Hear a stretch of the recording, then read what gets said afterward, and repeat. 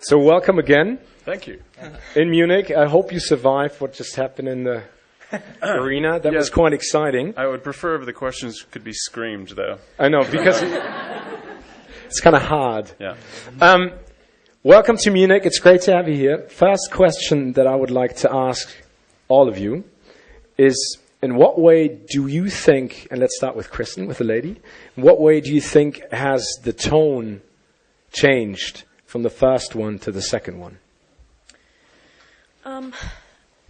I think just by nature of the material, everything sort of became much more thoughtful. I don't know, tonally, I'm sure Chris will answer that better, but the first movie was so much about being impulsive and having like a sense of serious abandon and like not in consideration of what you're doing, but having that be okay because it's all about, you know, devotion and true love. And once that's ripped from my character, she sort of doesn't know what to do with herself. She doesn't know herself, and so I think the movie sort of slows down, and then, I mean, not that it's slower, it picks right back up again. I mean, my best friend is a werewolf, and my boyfriend is a vampire, so that does pose some serious issues. But it's just like a more thoughtful. She has to contend with the choices that she's made instead of just saying, I feel it. This is what I'm going to do. Now it's just a little bit more thoughtful, I think. Thank you. Taylor, what do you have to say? I feel like basically there's a lot more going on in New Moon. It takes what Edward and Bella created in Twilight, which is this beautiful romance, and basically completely destroys it at the beginning of New Moon when Edward leaves. And then it has to rebuild it all again. I describe it as an emotional roller coaster. You're really going to experience a lot in this movie, a lot of emotions. So I think there's just a lot more going on than there was in Twilight. It's not as naive. It's not as certain. It's a little bit more. It's a little bit more self-aware. Robert. That's pretty comprehensive answer. This happens to me every single time. It always comes to me third. I'm just glad I'm not after Chris. Yeah, I think. I mean, there's a. I guess the emotional kind of plot in the first one is more pure and simple, because I think just falling in love with someone for the first time, it's a kind of singular emotion in a way. Well, it's not singular, but it's kind of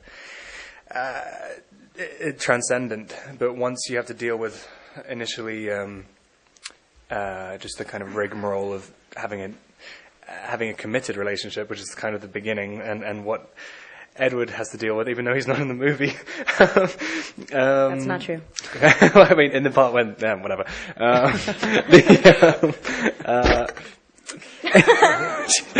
It's been a long day. No worries, we can hand it over to Chris. I'll just finish it. I don't look like a moron.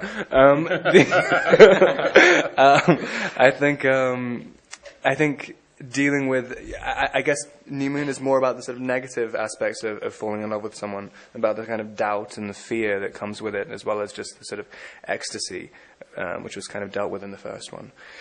I think that was perfect. Thank you, Robert. Chris. Woof. First, actually, I'd like to ask the camera people if it's okay if I take if just this white shirt is all right. I know it's bad for. No, because I know it's bad for digital. Sometimes it's too bright. Anyway, you should have done that on stage. Yeah. Well, okay, let's talk about color. Since I'll get very specific, since these three have spoken very well about the emotions. I wanted it to be a much more colorful film. The first movie is very blue in tone and has a very quick-cutting handheld camera feel to it. And I wanted to make more of a classical, widescreen, epic romance. And so that... Hi there. Nice to see you here. My first question goes to the very sexy and handsome and incredibly good-looking director, Chris Weitz. Hi there.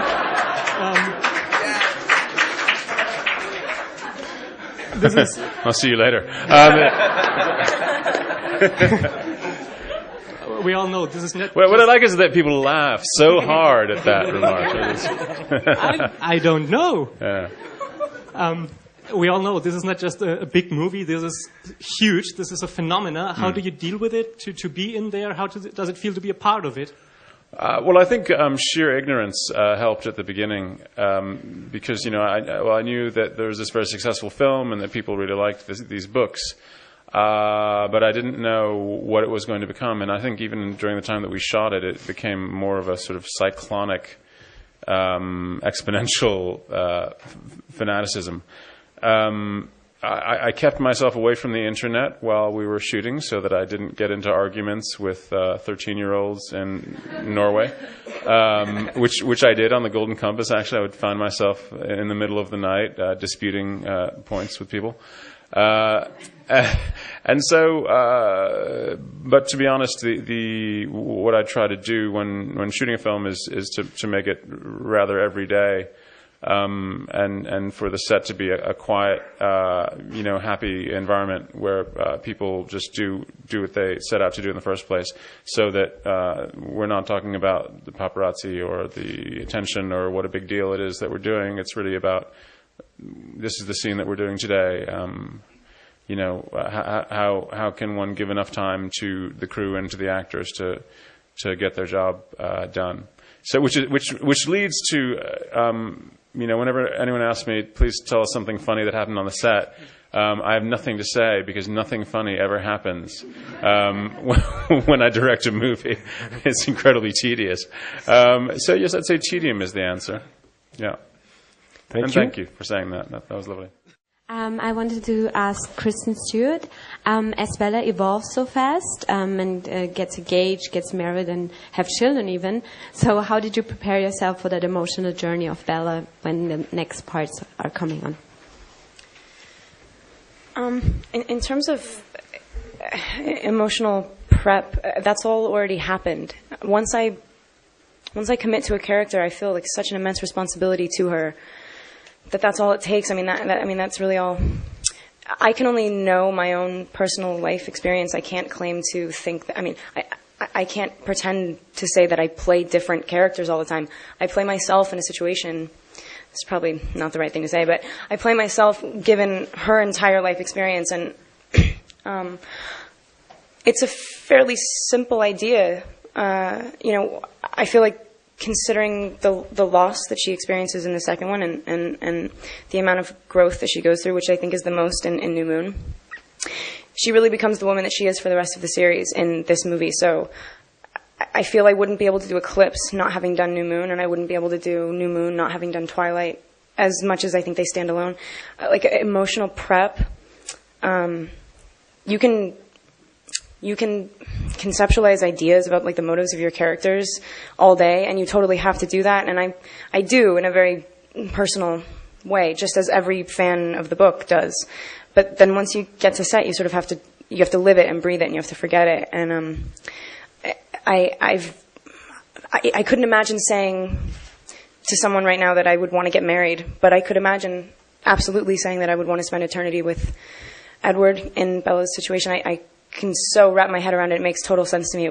It's not going to be difficult to play. I don't know how to be specific about it. I don't know. It's all in the books. I have like really good reference. Thank you, Kristen.